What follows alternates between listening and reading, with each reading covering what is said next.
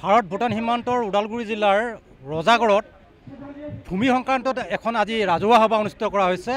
যিহেতু যোৱাকালি বৰনদী অভয়াৰণ্যৰ তৰফৰ পৰা বন বিষয়া তথা তেখেতসকলৰ তৰফৰ পৰা এখন জাননী গুৱাহাটী উচ্চতম ন্যায়ালয়ে প্ৰেৰণ কৰিছিলে, নিৰ্দেশ দিছিলে যে এই অঞ্চলসমূহত বৰনদী অভয়াৰণ্যৰ নিকটৱৰ্তী অঞ্চলসমূহত ভূমি জৰীপ কৰাৰ কাৰণে তেখেতসকলে উঠি পৰি লাগিছে।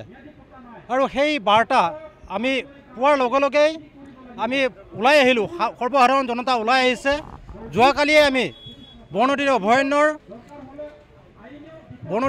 গৈ কিনে আমি চালোঁ যে এই বিষয়টোৰ ওপৰত আমি আলোচনা কৰিলোঁ তেখেতসকলৰ লগত, আৰু তেখেতসকলে আমাৰ কথাখিনিও তেখেতসকলে শুনিলে। আৰু এই জৰীপৰ কথাখিনি আমি কিছুদিনৰ কাৰণে বন্ধ কৰিলোঁ, যিহেতু আমি সেই নটিফিকেশ্যনখন গোটেই চাইছোঁ। জৰীপৰ পিছত যে এই ঘটনাটো উচ্ছেদলৈ পৰিৱৰ্তন হ'ব সেইটো কথা আমি উমান পাইছোঁ। তাৰ পৰিপ্ৰেক্ষিতত সকলো জাতি জনগোষ্ঠী ভাষী নিৰ্বিশেষে ওলাই আহিছে আজিৰ এই সভাখনলৈ। আৰু ইয়াত আচলতে কথা এষাৰ আছে যে উন্নতি হ'লে ওচৰ চুবুৰীয়া জ্বলে, কিন্তু চৰকাৰ জ্বলিছে। ৰজাগড়ৰ মানুহৰ উন্নতি দেখি চৰকাৰখন জ্বলিছে, এইটো স্পষ্ট কথা। আমি সকীয়াই দিছোঁ, আজিৰ এই ৰাইজমেলৰ জৰিয়তে সকীয়াই দিছোঁ। বিশেষকৈ এই বৃহত্তৰ ৰজাগড় অঞ্চলত উচ্ছেদৰ কোনো ধৰণৰ জাননী চৰকাৰখনে যাতে গ্ৰহণ নকৰে। অনাগত দিনত ইয়াতকৈ ভয়াৱহ আন্দোলন হ'ব। নিশ্চয়কৈ আছে, শাসকীয় চৰকাৰখনে ইয়াৰ বাবে সম্পূৰ্ণ জগৰীয়, কিয়নো তেখেতসকলে শাসন কৰাৰ চলেৰে শোষণ কৰিবৰ কাৰণে চেষ্টা কৰিছে, শোষণ কৰি আছে। নটিফিকেশ্যনটো ওলাইছে 27 তাৰিখে ওলাইছে। নাই, আমি যিহেতু সেই নটিফিকেশ্যনখন পাইছোঁ, তাত কিন্তু 26 তাৰিখৰ ডেটটো আমি পোৱা হৈছে।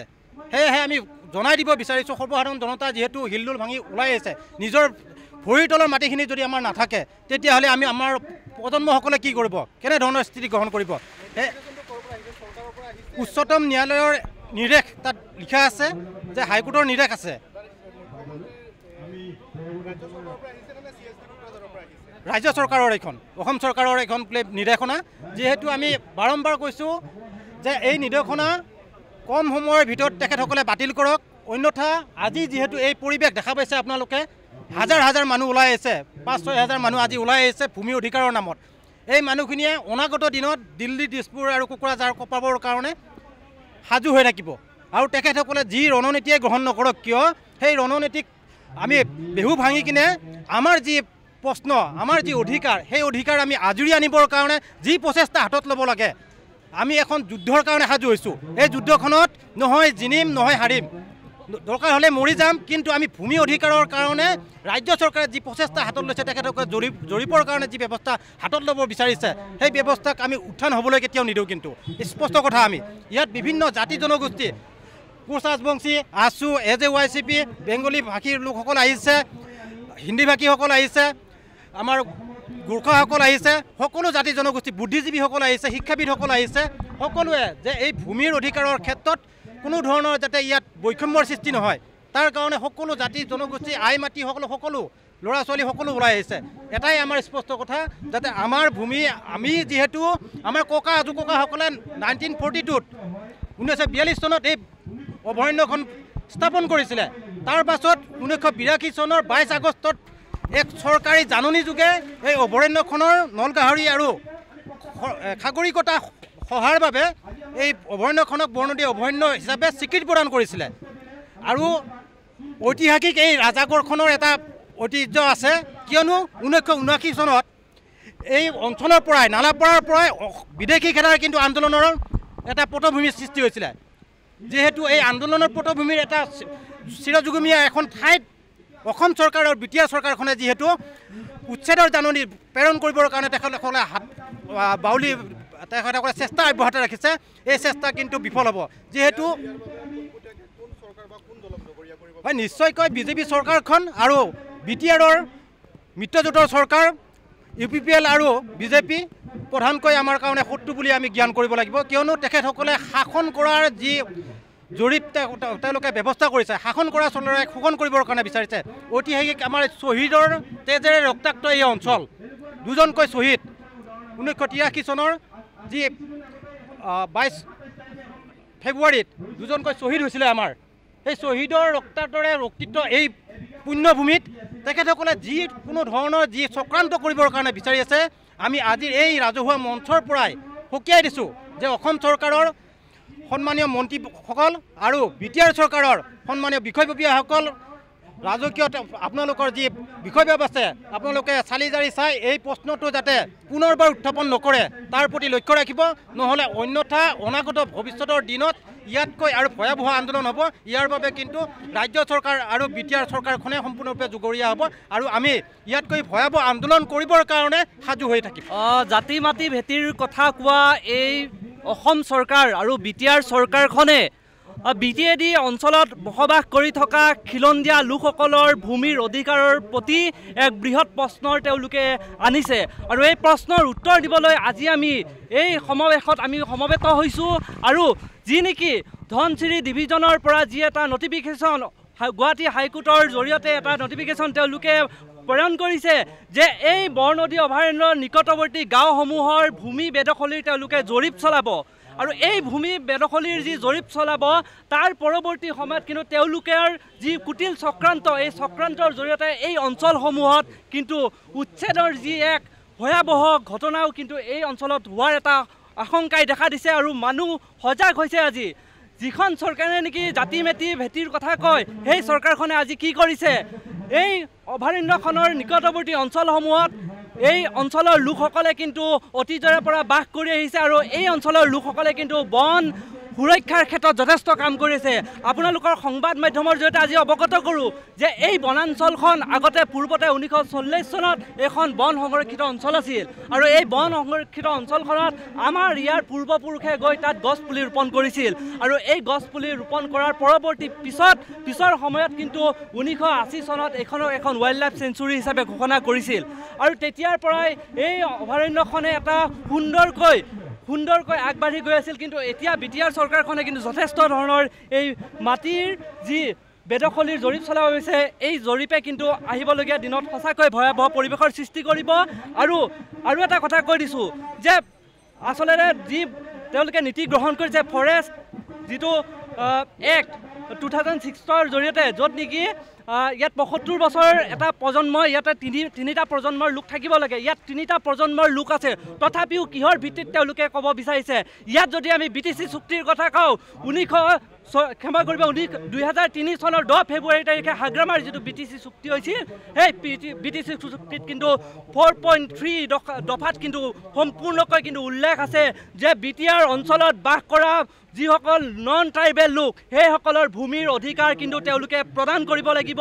আৰু ইয়াৰ বাবে এখন তেওঁলোকে পৃথক ভূমি আইন তেওঁলোকে প্ৰস্তুত কৰিব লাগিব গতিকে বিটিআৰ চৰকাৰখনে এটা কুটিল ষড়যন্ত্ৰ কৰিছে যি নেকি 1986ত যি নেকি এক ভূমি আইন আমাৰ অসম চৰকাৰৰ ভূমি আইনৰ জৰিয়তে কিন্তু এওঁলোকে কিন্তু এই কাম কাজবিলাক কৰি আছে গতিকে পৰৱৰ্তী সময়ত বিটিআৰ চৰকাৰখনে নিজৰ ভূমি আইন প্ৰস্তুত কৰি এই খিলঞ্জীয়া লোকসকলৰ BTC চুক্তিত উল্লেখ থকা 4.3 দফাত উল্লেখ থকা নন ট্ৰাইবেল লোকসকলৰ মাটিৰ অধিকাৰ তেওঁলোকে দিব লাগিব আৰু ইয়াৰ পৰাই আমি সকীয়াই দিছোঁ বিটিআৰ চৰকাৰখনক যে এই মাটি যদি নাথাকে আমি নাথাকিম আমি নাথাকিলে কিন্তু আপোনালোকো থাকিব নোৱাৰিব ইয়াৰ বাবে আমি সকলোৱে আজি আপোনালোকক সকীয়াই দিছোঁ আমি বৰনদী অভয়াৰণ্য দাঁতিকাষৰীয়া অঞ্চল নালাপাৰ ৰজাগড় শুক্লাই আটাৰীঘাট গাৰো বস্তিকে ধৰি আজি আমি ইয়াত সভা এখন পাতিছোঁ ভূমি সংক্ৰান্তীয় এখন সভা আমি যোৱাকালি এখন নটিফিকেশ্যন আমি দেখিবলৈ পালোঁ আমাৰ বৰনদী অভয়াৰণ্যৰ ৰেঞ্জাৰৰ হাতত আৰু আমাক তেখেতে মাতিলে আমাক দেখুৱালে যে এখন হাইকোৰ্টৰ পৰা এখন অৰ্ডাৰ ওলাইছে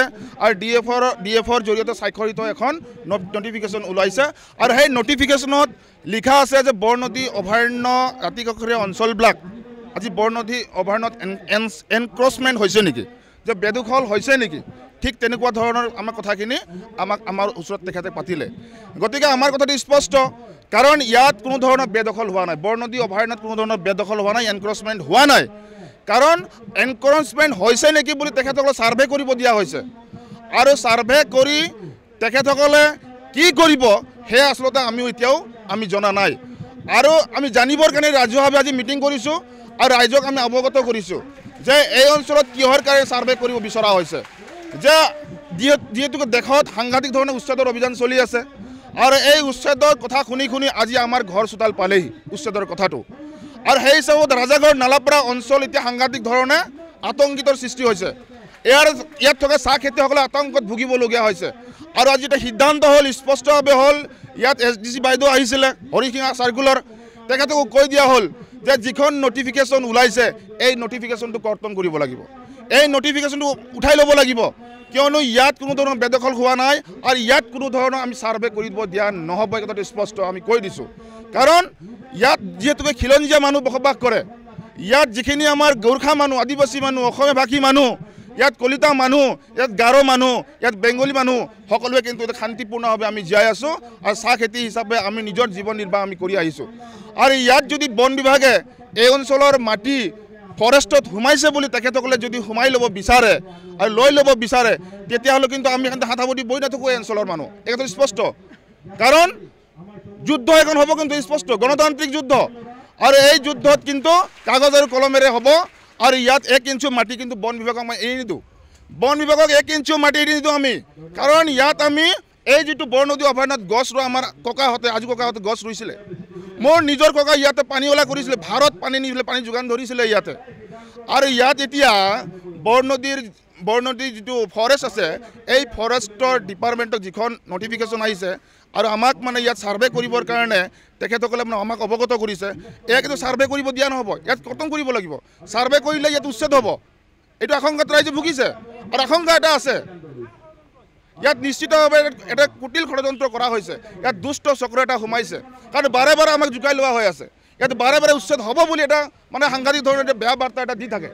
আৰু এইবাৰ যিটো দেখিছোঁ, ইয়াত কিন্তু ছাৰ্ভে কৰিবৰ কাৰণে ছাৰ্ভে কৰিব দিয়া নহ'ব। ছাৰ্ভে কিয় লাগে?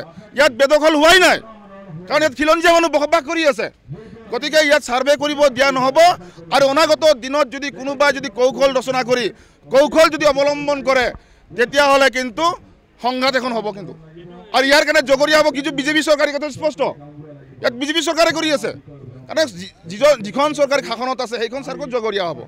কাৰণ তেখেতসকলে কিহৰ কাৰণে, ইয়াত তেখেতসকলৰ মণ্ডল আছে, SDC অফিচাৰ আছে, তেখেতসকলে কি নাজানে নেকি? ইয়াত ম্যাদী পট্টা আছে, ফৰেষ্টৰ আশে পাশে থকা যিখিনি মাটি আছে ম্যাদী পট্টা আছে।